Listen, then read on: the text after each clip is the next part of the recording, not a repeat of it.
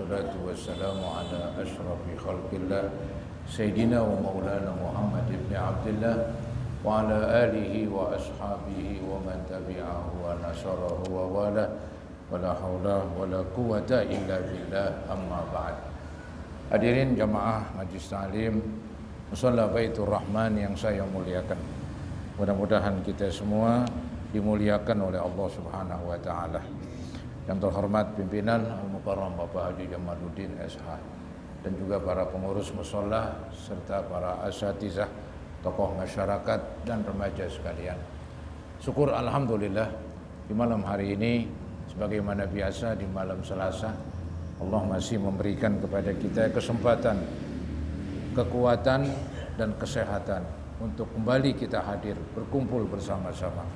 Mudah-mudahan kumpulnya kita ini termasuk kumpul ibadah dan mendapat balasan pahala yang sebesar-besarnya, dan semoga Allah ampuni kekurangan, kesalahan dan dosa-dosa kita, dan semoga terus Allah bukakan pintu ilmu dan pintu hati kita sehingga dengan mudah kita dapat menerima ilmu-ilmu yang bermanfaat. Amin ya rabbal alamin. Yang ingin menyimak halaman 67 kalau nggak salah ya. Judulnya sutra boleh dipakai oleh orang yang sakit gatal. Ini masih berkenaan dengan pakaian ya. Jadi dalam pakaian ini Islam mengatur mulai dari bahannya boleh apa saja, asalkan satu, jangan sutra. Itu pun sutra masih boleh juga, asalkan kurang dari 50% bahan yang kita pakai. Dan ini diterangkan bahwa sutra pun masih boleh 100% kalau itu semacam terapi. Artinya di zaman Nabi ada seseorang punya penyakit gatal, kemudian jadi sembuh, jadi nggak gatal kalau pakai sutra, ya sudah pakailah sutra ya, semacam istilah sekarang terapi atau pengobatan. Jadi inilah agama mengatur tentang kehidupan manusia termasuk dalam berpakaian. Dulu diterangkan jangan sampai melewati yang dibatasin oleh agama. Kalau ke bawah nih kaki ya sampai mata kaki, kalau tangan sampai pergelangan, begitu, supaya tidak menimbulkan hukum makruh atau hukum haram. Kalau diniatin sombong, memakai melebihi dari mata kaki, melebihi dari pergelangan ya, maka itu orang kalau niatnya sombong ya jadi haram. Kalau nggak ada niat sombong, hanya sekedar memakai ya makruh lah. Tapi kalau untuk menutupi aib, cacat, misalnya di kakinya ada luka, nggak enak kelihatan, takut orang ngomongin, maka dipakai kain atau celana melebihi. Tujuannya agar menutupi lukanya yang dikhawatirkan jadi bahan omongan orang. Itu nggak apa-apa, itu tujuannya baik soalnya. Yang nggak boleh banget tujuannya sombong. Nah, ini yang kita baca yaitu bahan pakaiannya. Nggak boleh sutra kecuali yang dikecualikan, seperti memakai sutra karena gatal. Ini yang dibuat judul sutra boleh dipakai oleh orang yang sakit gatal. An Anasin radhiyallahu an qala rakhasa Rasulullah sallallahu alaihi wasallam li Zubair wa Abdurrahman bin Auf radhiyallahu anhuma fi lubsil hariri li hikkatin kanat bihima, muttafaqun alaih. Artinya Anas radhiyallahu anhu berkata, Rasulullah SAW memberi keringanan. Ini namanya rukhsah, keringanan. Keringanan itu dari yang haram jadi nggak haram, begitu.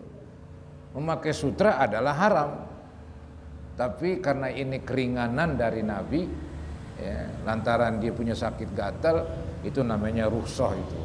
Jadi Rasulullah SAW memberi keringanan kepada dua sahabatnya. Yang pertama Zubair dan yang kedua Abdurrahman bin Auf radhiyallahu anhuma, untuk memakai pakaian sutra karena keduanya mempunyai penyakit gatal. Jadi mungkin dia istilah sekarang alergi dengan bahan-bahan pakaian. Tapi kalau sutra nggak alergi misalnya, apa boleh buat? Yang tadinya haram jadi halal karena ada alasan ya, mengobati gatalnya. Gitu. Maka ini saudara-saudara bukan hukum standarnya. Hukum standarnya memakai sutra haram kecuali kurang dari separuh. Ini pengecualian. Banyaklah dalam agama pengecualian ya. Misalnya babi haram dimakan dan daging-daging yang lain misalnya. Tapi ketika darurat nggak ada yang dimakan, kalau nggak makan dia mati. Dia berada di tempat yang nggak ada makanan di padang pasir. Yang ada babi, apa boleh buat? Walaupun haram, demi menyelamatkan nyawa, jadi boleh. Itu yang namanya rukhsah, kelonggaran. Seperti inilah ya. Pelajaran-pelajaran hadis. 1, diperbolehkannya memakai sutra bagi orang laki-laki baligh bila mempunyai sakit gatal. Laki-laki baligh, kalau laki-laki belum baligh memakai sutra seapa juga boleh, karena belum kena peraturan. Yang kena peraturan laki-laki baligh, nggak boleh pakai sutra. Kecuali ketika ada alasan kuat, maka dikecualikan. 2, diperbolehkan memakai sutra untuk menghindari panas dan dingin bila mana tidak terdapat pakaian yang lainnya.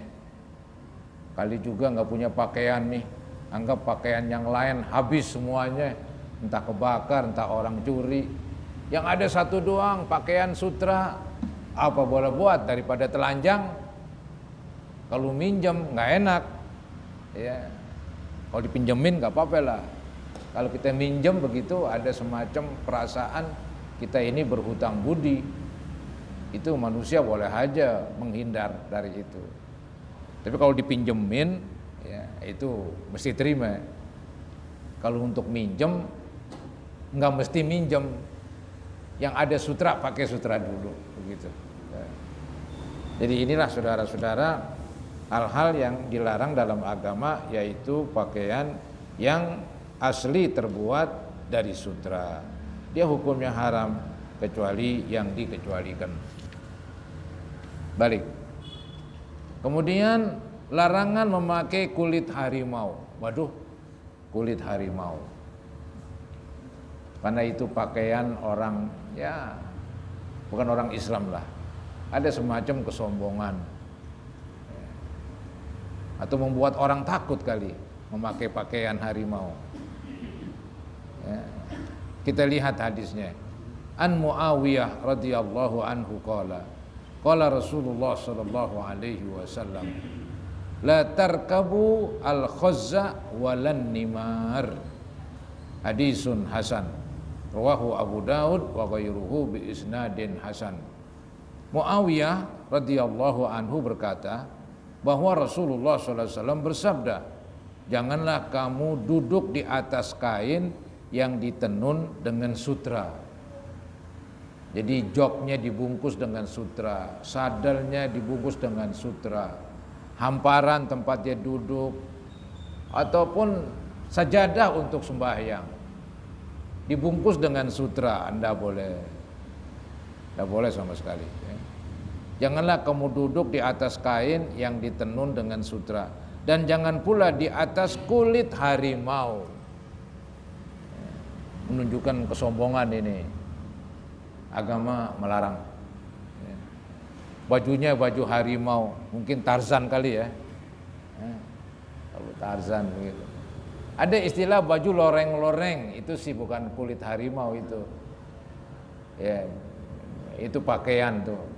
Militer itu ya, mungkin karena dia sering bergerilya di hutan, biar saruh lah kali. Ya. Dulu ada kan loreng-loreng, sekarang enggak ada. Ya, pakaian hijau semua. Kalau di Mesir itu pakaian militernya warnanya warna padang pasir, agak kuning-kuning begitu. Ya, tergantung daerahnya. Kita kan hijau-hijau karena kita kan banyak pohonan. Kalau bergerilya lari ke hutan, saruh, gitu, saruh. Yang penting jangan pakai kulit binatang seperti harimau, macan tutul. Tapi kalau lagi darurat apa boleh buat. Hukum dasarnya tidak boleh kayak tadi. Hadis riwayat Abu Daud. Pelajaran hadis. Larangan duduk di atas pelana yang terbuat dari sutra. Tidak boleh duduk di jok. Ini jok onta, ini jok kuda, namanya pelana. Jok mobil sekarang, motor, dilapisin, dibungkus dengan sutra. Hukumnya haram. Walaupun buat duduk doang, bukan dipakai di badan. Nggak boleh juga. Kudunya kalau ada sutranya, bungkus lagi dengan bukan sutra, bolehlah. Cuman sayang-sayang istilahnya, nggak ada gunanya itu. Boleh kita dudukin sutra, tapi dikasih alas. Kasih alas. Ya, anggap tempat duduknya ini sutra dibungkus, gampang. Bungkus saya lagi. Ya, kasih alas dengan misalnya sorban, dudukin, nggak jadi haram itu. Nggak jadi haram. Ya. Jadi larangan duduk di atas pelana yang terbuat dari sutra. Nomor 2, larangan menggunakan kulit harimau karena termasuk kemewahan dan kesombongan serta pakaian orang-orang asing. Arti bukan pakaian orang-orang Islam. Jadi menyerupai mereka. Jangan aja dah memakai yaitu kulit hewan. Kalau kulit hewan sapi, kerbau, itu nggak apa-apa dibuat jaket. Setelah dibersihkan, disamak, ya, itu di pabrik-pabrik kulit begitu tuh. Jadi kulit diolah jadi lemes, ntar dibuat jaket lah, itu jaket kulit yang orisinil. Nggak apa-apa itu kulit sapi, kulit onta. Ini kulit harimau, ini lain ini. Ya, dilarang. Itu larangannya larangan haram, bukan larangan makruh. Nggak boleh aja itu. Kemudian masih juga berpakaian. Masih tentang pakaian. Belum habis tentang pakaian nih. Nanti setelah pakaian baru dah judul lain. Doa memakai pakaian baru. Ada doanya ini, doa dari Nabi. An Abi Sa'idin al-Khudri radhiyallahu anhu qala, kana Rasulullah sallallahu alaihi wasallam idza istajadda thawban sammahu bismihi imamatan au qamisan au ridaan. Yaqulu, ini doanya nih, Allahumma lakal hamdu kama kasautanihi as'aluka khairahu wa khairu ma suni'alahu wa a'udzubika min syarrihi wa syarri ma suni'alahu. Rawahu Abu Daud wa Tirmizi wa qala hadisun hasan.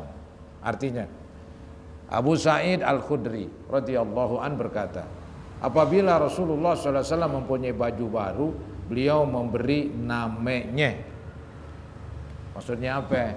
Dikasih nama. Kalau kita kan mungkin kucing, apa hewan dikasih nama dah. Sebetulnya bukan itu aja katanya. Itu dikasih nama biar jelas, biar ketahuan. Apalagi pakaian banyak, ketika dia minta, wahai istri bawain pakaian yang ini, masih bingung kali. Tapi kalau disebutin namanya pakaian, ada namanya, begitu. Langsung istri ngerti udah. Jadi Nabi begitu.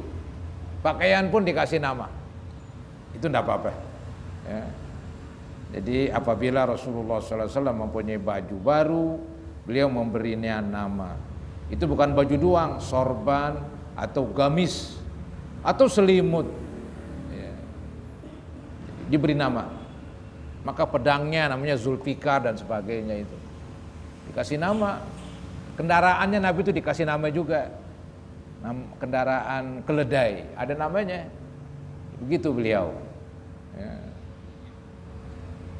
Kemudian berdoa katanya ini.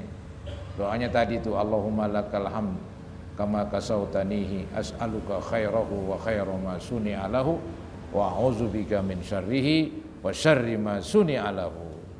Itu doanya itu. Artinya, ya Allah, milikmu segala puji sebagaimana engkau telah memberikan pakaian ini kepadaku. Jadi kita muji dia, muji Allah. Allah yang beri rezeki sehingga kita punya pakaian.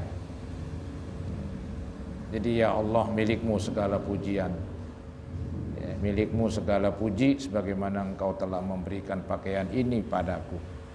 Aku memohon kebaikannya kepadamu dan kebaikan yang diciptakan untuknya. Ada kebaikan pada pakaian dan ada kebaikan yang diciptakan pada pakaian tersebut. Nabi minta itu, ya, Nabi minta itu. Dan sebaliknya, dan aku mohon perlindungan kepadamu dari keburukannya, keburukan pakaian dan keburukan yang diciptakan untuknya, untuk pakaian tersebut. Hadis riwayat Abu Daud dan Tirmizi. Saudara, apa kebaikan pakaian dan keburukan pakaian? Ya. Kebaikan pakaian diantaranya untuk menutup aurat. Ya. Manusia walaupun dia semacam manusia yang tak beragama juga, segan dia kemana-mana telanjang. Paling yang telanjang orang gila, anggap dia kafir, agamanya apalah begitu. Tapi ada juga tuh di sono tuh kancut doang, ya. Tapi itu masih ada kancutnya. Jadi pakaian itu Allah ciptakan untuk menutup aurat. Ya. Nah, pakaian itu untuk menjaga tubuh kita. Kalau panas jangan terlalu panas. Kalau terik matahari, blegot, wah besenet. Ya, ada pakaian walaupun tipis untuk menjaga jangan sampai terlalu panas. Dingin pun apalagi, untuk menjaga tubuh jangan terlalu dingin, pakai pakaian, kalau perlu jaket. Itu kebaikan dari pakaian. Ya. Supaya tubuh kita terlindungi. Ya. Zaman sekarang itu yang saya perhatikan diri saya ini, kalau nggak pakai baju sedikit, udah dikerubutin nyamuk, pada bentol dah. Ya, nyamuk agas, penyamuk apa itu? Blegot sedikit nggak pakai kaos, sudah dah, pada bentol. Ya. Coba pakai pakaian, biasa enak. Itu manfaat pakaian. Ada keburukan pakaian untuk kesombongan. Nih gue nih top, latin pakaiannya. Pakaian lu butut, itu sombong udah, dosa itu. Ya, menghina, hari gini masih pakaian tuh. Nih gua nih latin, itu keburukan pakaian itu, bahaya. Ya. Jadi pakaian itu pun bisa berbahaya, bisa menimbulkan dosa. Kalau di hatinya ada sifat buruk, ya. Ada sifat buruk. Baik. Hadis riwayat Abu Daud dan Tirmizi. Pelajaran hadis, anjuran untuk memuji dan bersyukur kepada Allah Subhanahu wa taala ketika memakai baju baru. Ya, apalagi baju baru gitu. Dan diutamakan berdoa dengan doa ma'tsur. Doa ma'tsur, doa yang datang dari Nabi.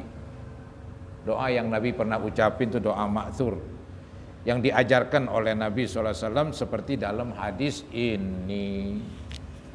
Itu saudara-saudara tentang kasih nama pakaian plus berdoa supaya Allah berikan kebaikan dari pakaian tersebut. Jangan justru dari pakaian itu menimbulkan dosa. Seperti kalau kita sombong dan menghina orang yang berpakaian yang lebih jelek dari kita, itu tidak boleh hukumnya. Kemudian di halaman selanjutnya 70, judulnya mendahulukan yang kanan dalam berpakaian. Sunatnya itu masukin tangan kanan dulu, baru ntar tangan kiri. Ya. Begitu. Ya. Kebalikannya kalau ngelepas tangan kiri dulu, baru tangan kanan. Nah, inilah katanya mendahulukan yang kanan dalam berpakaian. Hadis-hadis sahih ini udah berlalu hadisnya katanya. Banyak hadis-hadis yang menceritakan kalau ada ini anggota kanan kiri maka yang kanan dulu. Karena bagian kanan tuh bagian bagus. Hadis-hadis sahih yang berkenaan dengan bab ini telah kami sebutkan pada bab lain sebelum ini. Lihat hadis-hadis pada bab 99 ya. Nabi begitu kalau makan tangan kanan, menerima tangan kanan, memberi tangan kanan, pakai baju tangan kanan, begitu. Memegang yang kotor-kotor tangan kiri, melepas pakaian tangan kiri duluan begitu ya. Begitu beliau. Selesai dah masalah apa tadi pakaian.